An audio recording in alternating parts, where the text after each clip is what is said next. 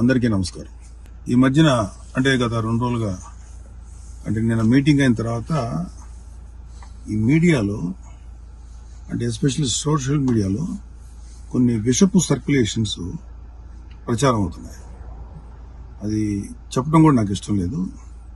ఎవరైనా సరే అలాంటి విషపు సర్క్యులేషన్స్ కనుక ప్రచారంలో తీసుకొస్తే అది చాలా తప్పు.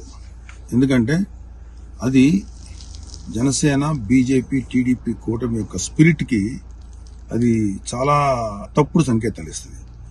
అది ఎవరు చేసినా సరే దయచేసి గుర్తుపెట్టుకోండి. అది ఎవరు చేసినా దాన్ని బ్యాక్ వెళ్ళి సోర్స్ ఏంటో పట్టుకొని తగిన విధంగా మీకు బుద్ధి చెప్పాల్సి ఉంటుంది.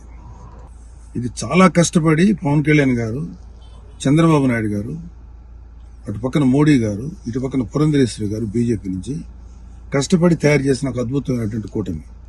ఈ కూటమి స్పిరిట్కి ఎవడైనా సరే ఎఫెక్ట్ అయ్యేలాగా రాతలు రాస్తే మాత్రం చాలా తీవ్రమైనటువంటి చర్యలు తీసుకోవాల్సి ఉంటుంది.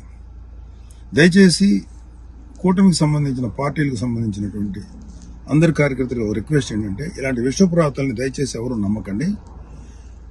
ఖచ్చితంగా ఒక మాట చెప్పగలను, ఇలాంటి రాతలు రాయించేది వైసీపీ ప్రేరేపితమైనటువంటి కొంతమంది వ్యక్తులు తోటి రాయించబడినటువంటిది.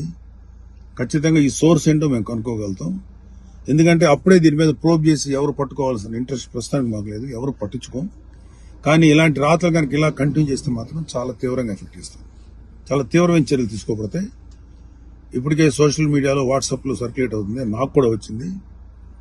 ఫస్ట్ పాయింట్, ఖబర్దార్ ఇలాంటివి కనుక మీరు ప్రచారం చేస్తే వైసీపీ విషపు కూరల సంబంధించినటువంటి పనికిమాల ప్రచారాలని దయచేసి నమ్మకండి.